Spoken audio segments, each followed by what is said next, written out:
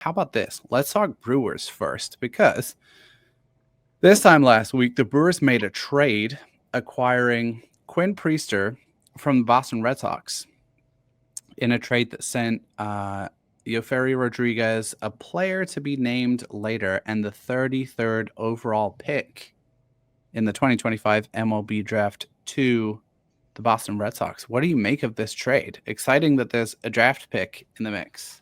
Well, sort Maybe of. not if you're Milwaukee. And I mean, I saw that and I was like, wait a second, is that right? And then I text you and I was like, did the Brewers just give up two pieces in a trade, both being more valuable than what they got back? And your response was?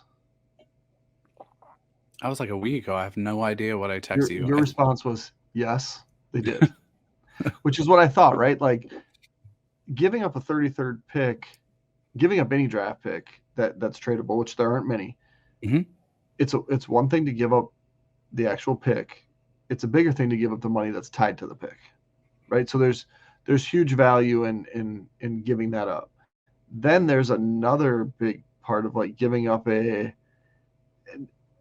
not that he's a top 100 prospect, right? Not that he's probably a top 200 prospect, but I think he's definitely a top 200 prospect.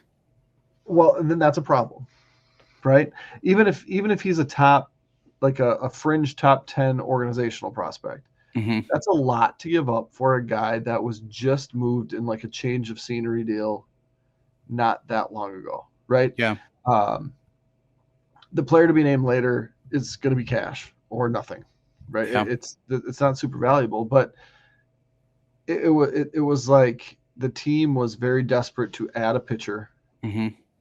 Didn't just jump on the waiver wire like teams do and got something. Now, I think Priester pitched once since the trade, pitched actually pretty well. Yeah, twice actually, I believe now. Okay, so it's twice now. It was just one of those deals that was like, it was a desperate move and not one that you want your favorite team to make. Now, is there stuff that we don't know about Rodriguez? Probably, certainly, right? Yeah. I mean, he's a long ways away. The 33rd pick, is there uncertainty with that? Obviously there is.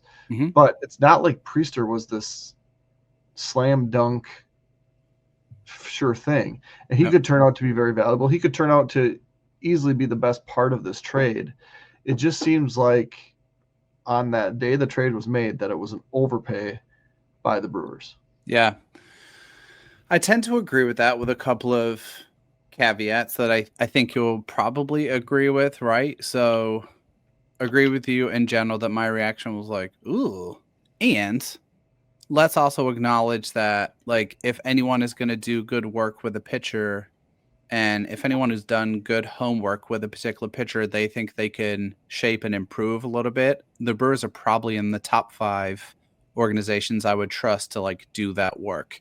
So after we get a little bit more sample size, expecting a revamped pitch mix, expecting like work on Priestess mechanics to look a little bit different, all of that good stuff. But I think the early returns, right, are just like ho hum.